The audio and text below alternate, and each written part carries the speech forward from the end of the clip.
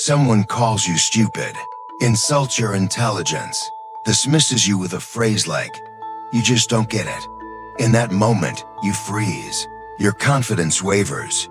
Your mouth stays silent, but your mind is on fire with hundreds of things you wish you had said. Something that would have stopped them. Something that would have protected your dignity. But instead, you walk away feeling small. This happens to everyone, but most people handle it the wrong way. They either stay silent and turn their anger inward, or they explode and lose control. And in both cases, they give the other person exactly what they wanted, control over their emotions. But there's another way, a response that protects your mind while keeping your dignity intact. A cold, intelligent, precise reaction. One that doesn't follow pain. One that doesn't follow emotion. Because here's the truth: when someone insults your intelligence, they're not really talking about you. They're revealing their own insecurity. When your intellect is attacked, your first instinct is emotional, hurt, anger, doubt. But if you can pause and master that first reaction, you win something far greater than any argument. You take back control of your own mind. In this video, you're going to learn how to respond with intelligence without losing your calm. Sharp comebacks that don't belittle anyone, but still make it clear true intelligence doesn't need to prove itself. You'll understand why quiet confidence speaks louder than raised voices, and how to turn someone's disrespect into a chance to show strength. If you've ever walked away from a conversation and thought, "I wish I'd said something better," this video is for you. Not to teach you how to win arguments, but to teach you how to stop being controlled by them. Staying calm is power. Controlling your emotions is how you control the game. Stick around until the end, because after this, you'll never respond the same way again. -1. That's an interesting assumption. What led you to that conclusion? A counterpunch built on critical thinking. When someone casually dismisses your intelligence, you clearly don't understand this. Most people react on impulse. Some go quiet, then spend the rest of the day beating themselves up. Others get angry, talk faster, try harder to prove they're right. But both reactions give the offender exactly what they wanted: control over you. A calmer person doesn't play that game. They don't argue. They redirect. They pause just for a beat, look directly at the person, speak in an even tone, and say, "That's an interesting assumption. What led you to that conclusion?" That one question flips the entire dynamic. You're no longer the one being judged. Now, they have to justify what they just said. If they have a solid point, you'll learn something valuable. If they don't, their weak logic will expose itself. The room goes quiet, and everyone sees who's really in control. This response works because it pulls the conversation out of emotion and back into reason, where evidence matters more than ego. In psychology, this is called shifting the burden of proof. You don't defend yourself. You make them take responsibility for what they said. And most people who insult your intelligence, they're never ready for that. They want you to react. They don't want to explain. So when you respond with calm clarity, they lose their rhythm. Marcus Aurelius once wrote, "The best revenge is not to be like your enemy." This is the modern way to practice that wisdom. You don't retaliate with emotion. You reflect with logic. When others attack to assert dominance, you question to test their reasoning.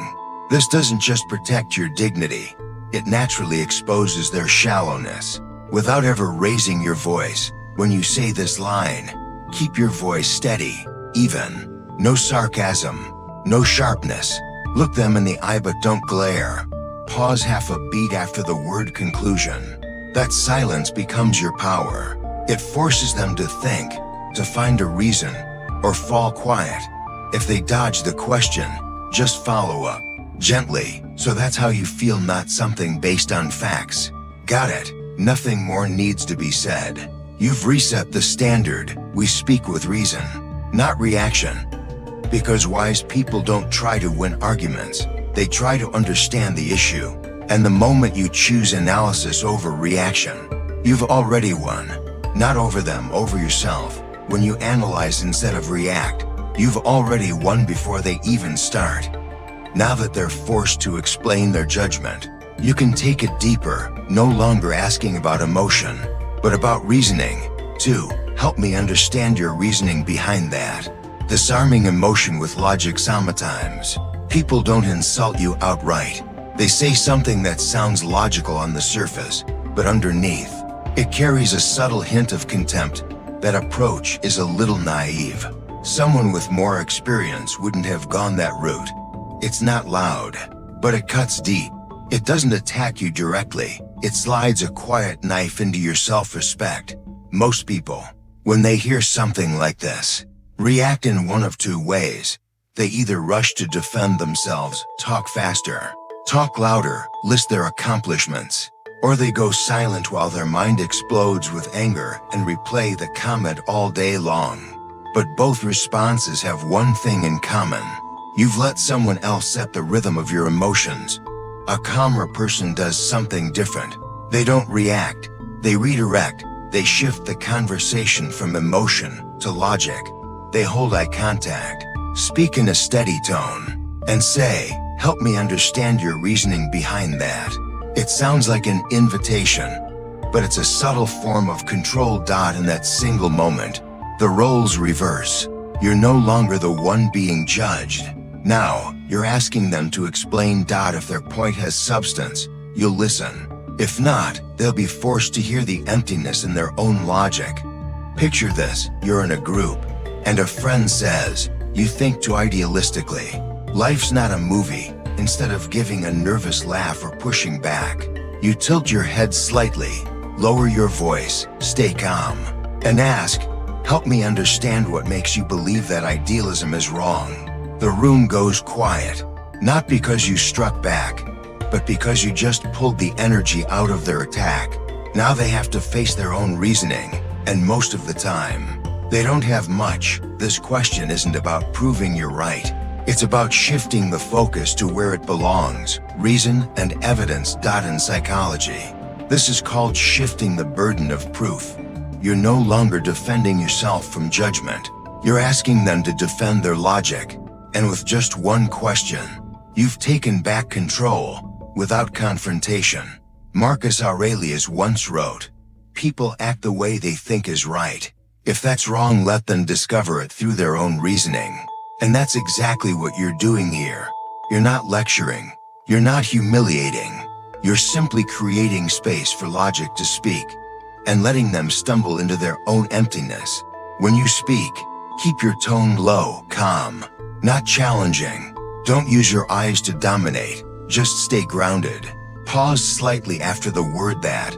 That silence becomes a signal that you control the energy in the room. You're not riding the wave.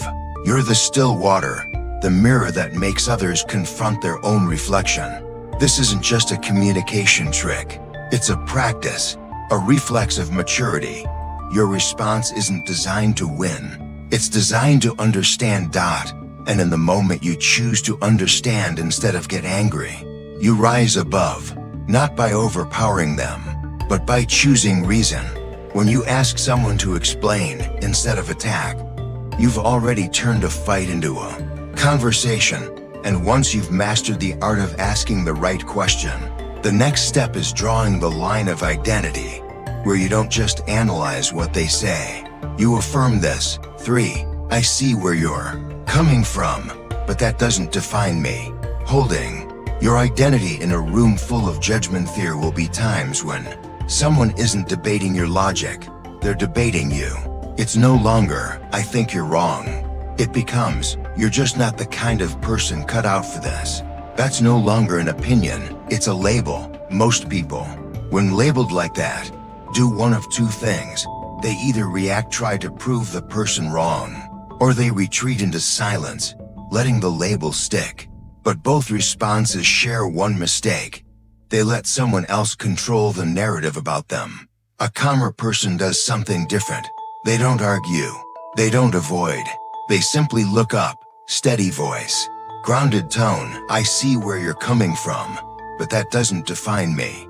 It sounds soft, but it's actually a declaration of ownership. You acknowledge their right to have a perspective, but you don't give them the power to define who you are. Picture this. Someone in your group says, "You're a good person, but you're not strong enough to lead." Others around nod, as if it's a fair, objective judgment, but you don't flinch. You don't deny it. You simply respond, calm, steady eyes. "I understand your view, but that doesn't define me." The energy shifts, because now, they no longer hold the right to define you. They're forced to confront how they've been judging. You don't need to raise your voice. You only need to stand steady in your own. This line is powerful for 3 reasons. It releases emotional pressure from the room. It sets a boundary. Your opinion is data, not destiny. And most importantly, it flips the power. You move from being defined to defining. This is how an adult protects their identity, not with volume, but with clarity. Marcus Aurelius once wrote, "If it's not part of your nature, it can't make you become it." This line is the living expression of that idea. You listen without absorbing. You receive without internalizing. You let the world speak, but you're the one writing the story. In psychology, this is called reframing an identity attack, redefining what others say so it no longer gets inside. You acknowledge its presence, but strip away its power to touch your core. "I see where you're coming from" opens the door, but "that doesn't define me" gently closes it. At the right time, in the right place. When you speak it, keep your voice low, steady. No rush, no tremble, no tension. It's the voice of someone who knows who they are and doesn't need to prove it. Look them in the eye, soft, not sharp. Pause for half a beat at the word "me." That silence is the period of self-respect. Say nothing more. The silence after that line carries more weight than any argument ever could. This isn't just a response for when you're judged. It's a mindset. Every time the world tries to squeeze you into its mold, remember, you don't need to fight back with words. You only need to keep the right to define yourself with your actions. You don't need validation. You only need to stay true to your own standards. Respect their opinion, but never surrender your definition. That's the line between being led and leading. And once you've stood firm in your identity, the next step isn't reaction, it's observation. Because often, people who attack you aren't seeking truth, they're seeking control. And if you're calm enough to see that, you're already on a different level. For I find it interesting when people lead with personal attacks, analyzing behavior from a higher level. There's a certain type of person, when they realize their logic isn't strong enough, they shift the attack to you. They stop discussing the issue and start discussing who they think you are. You always think you're smarter than everyone else. You're just pretending to be deep. These aren't statements meant to spark discussion. They're meant to tear you down. And most people, when they hear something like that, they either blow up or try desperately to explain themselves to be understood. Both are traps. Because the moment you react, you've agreed that their attack deserves weight. A calmer mind chooses another way. No retaliation, just observation. They don't ask, "Why would you say that?" They smile, gently, voice steady, and say, "I find it interesting when people lead with personal attacks." This sentence is like a graceful pivot in the air. It doesn't resist. It doesn't retreat. It rises to a higher level of awareness. You turn the insult into something to observe, not something to heal from. Picture this, you're in a casual group conversation. Someone throws a jab at you in front of everyone. Oh great. Here comes the philosophy again. You sound like a robot. Laughter follows. You don't flinch. You don't force a smile. You don't rush to explain. You speak slowly, evenly, like you're commenting on the weather. It's interesting how often people open arguments with personal attacks. Double quotes, silence. In that moment, you've just turned an insult into a social lesson. You didn't join the emotional game. You stepped outside it and watched it unfold. Why is this response so powerful? Because it reverses the roles.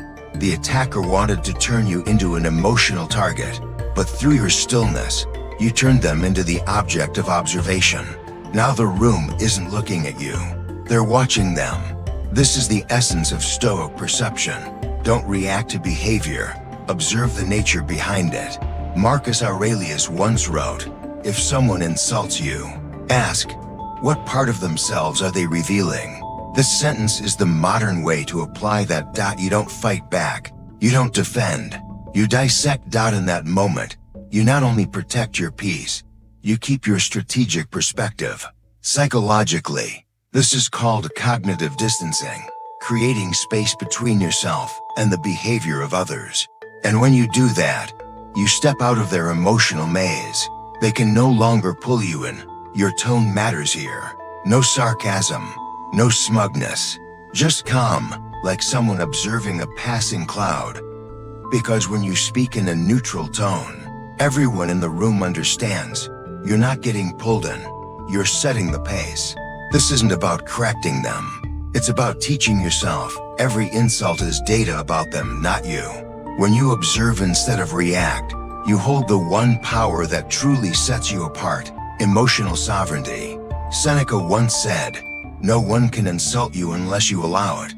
And the moment you say, "I find it interesting," you've just withdrawn that permission. You're not rejecting them. You're just refusing to let them touch your peace. This is the calm strength of someone who knows silence speaks louder than force. You don't win with words. You win by staying outside the noise, because those who attack feed on your reactions. And once you stop reacting, they lose their fuel. And once you've learned to stay still in the storm, sometimes you don't need to say much at all. Just one word, enough to end the noise. 5. Noted, the shortest sentence, and sometimes the heaviest. The power of intentional silence in a world where everyone wants the last word. The person who replies with just one "noted" is often the one who controls the entire game. Because noted isn't indifference. It's high-level self-control. No resistance, no agreement, no need for permission. Just acknowledgement followed by silence. Picture this: you're in a casual group conversation. Someone throws a jab. You always need to sound like the smartest one, don't you? The energy drops. Others look at you, waiting for a reaction. But you don't frown. You don't force a smile. You simply reply, softly, calmly, "Noted." And then, you turn back to your unfinished conversation, as if the insult never happened. In that moment, you've just done something they didn't expect. You didn't argue. You didn't enter their emotional game. You made them realize their words had no weight. Noted is a period with power. It closes a conversation without explanation. It tells the other person, "I heard you, but I don't give you the power to shape my response." Because in communication, reaction equals agreement. The more you react, the less you're in control. But when you say "noted," you shut off the entire current of conflict. You neither reject nor participate. You stand still and let your silence do the rest. Seneca once wrote, "If your words don't improve the silence, don't speak." Noted is structured silence. 2 syllables that carry the presence of someone who knows the value of stillness. It's the modern version of Stoic detachment, letting go without apathy, stepping out of emotional chaos without losing dignity. You don't speak to win. You speak to shut the door on the noise and protect your inner clarity.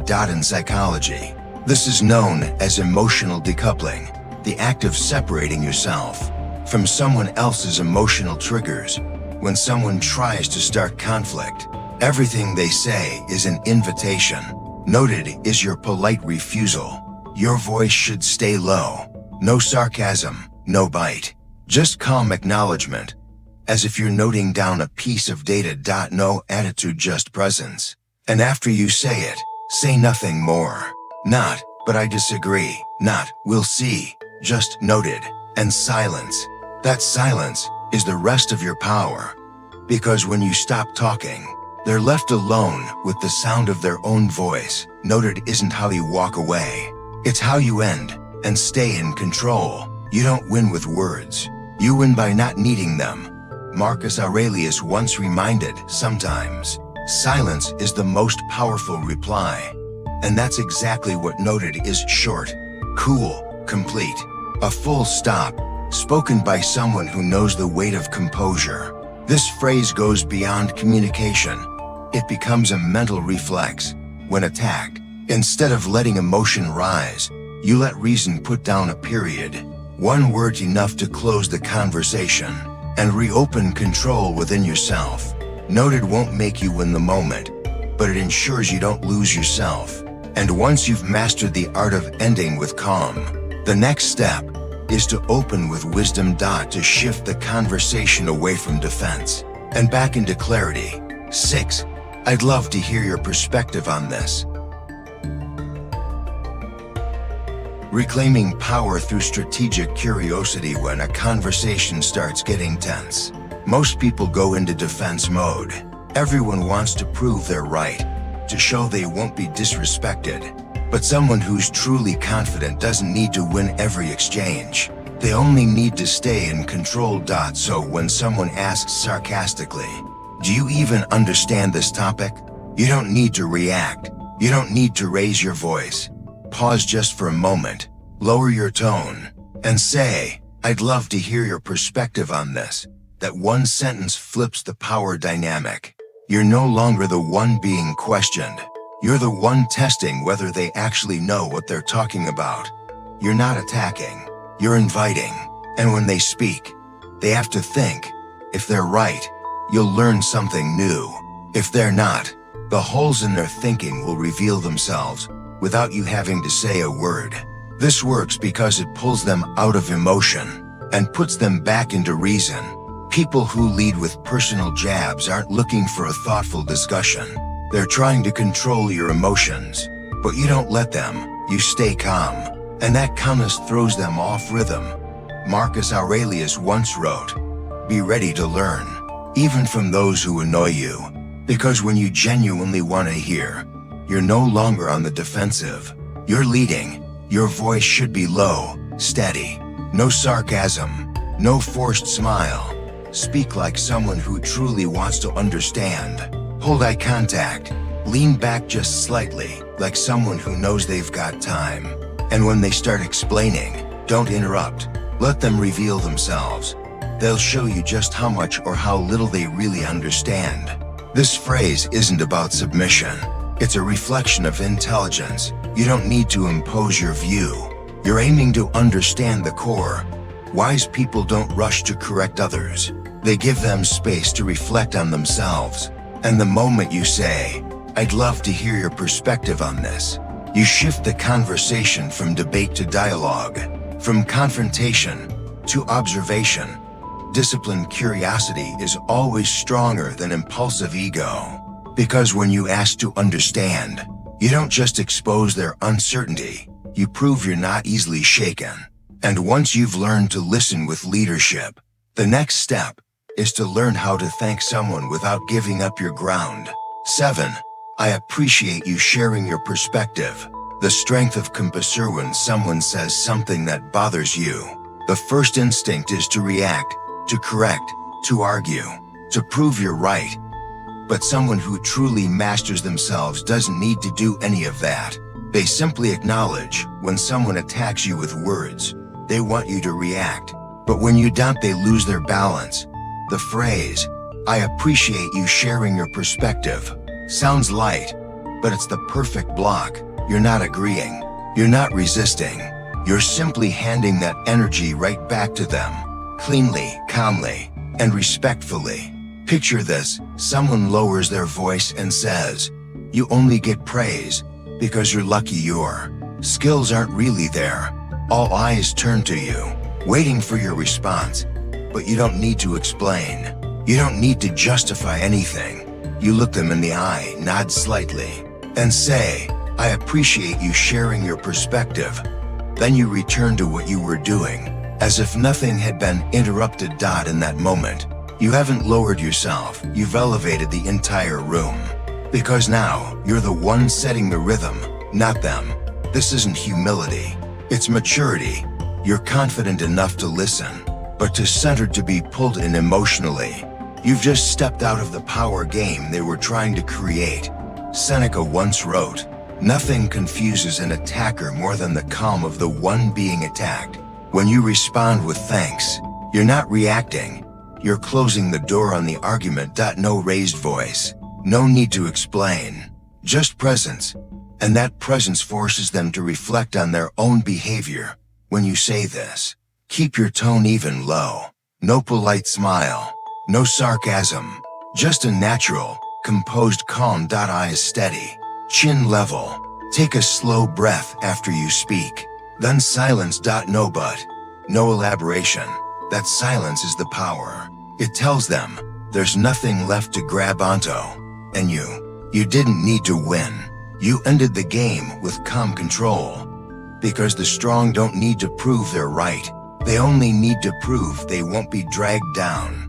And once you're steady enough to thank the person who tried to insult you, the next step is no longer needing them to believe. You just let time do the proving. 8. You don't have to agree with me. Just watch what happens. Next, confidence. Without needing approval. There are moments where no matter how right you are, people just won't believe you. Not because they have a better argument, but because they need to feel more right than you. And that's when the inexperienced start explaining. While the seasoned ones, they simply smile because they understand. Words can't convince someone who isn't ready to understand. Someone once told you, "I don't think your way is going to work." You didn't argue. You didn't try to convince. You just nodded. Steady voice. You don't have to agree with me. Just watch what happens next. That sentence doesn't carry challenge. It carries certainty. It doesn't ask for agreement. Because truth doesn't need an audience. When you say this, you're making one thing clear. I don't need you to believe me. I just need to do the work. The inexperienced want to be understood before they act. The mature act and let others understand on their own. You're not chasing approval. You're chasing outcomes.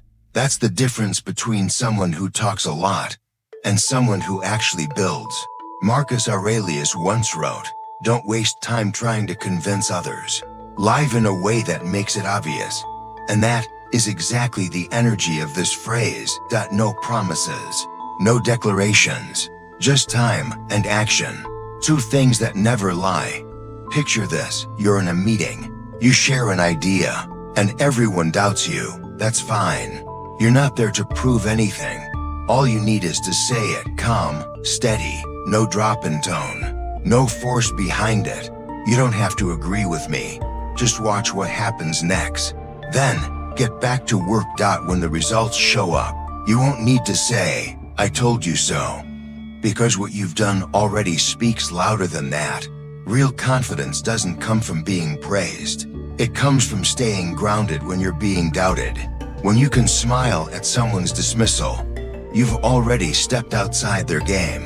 A Stoic understands you don't need agreement to move forward. When you know you're on the right path, silence becomes your strongest response. No one can shake you because you've stopped chasing recognition. You're only chasing what's right. Your voice when you say this should be calm, firm, but not cold. Say it like you're closing one chapter and opening the next one. With action. No ego. Just quiet conviction that truth will speak in time. This phrase closes the entire journey. From the first humble sorry to the poised noted, and now, you don't have to agree with me. Just watch what happens next.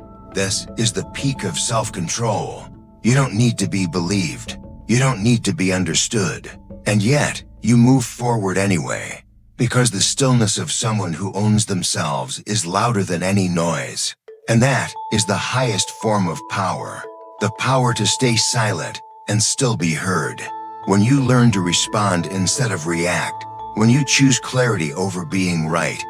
And when you stay silent not out of weakness, but because you understand where real power lives.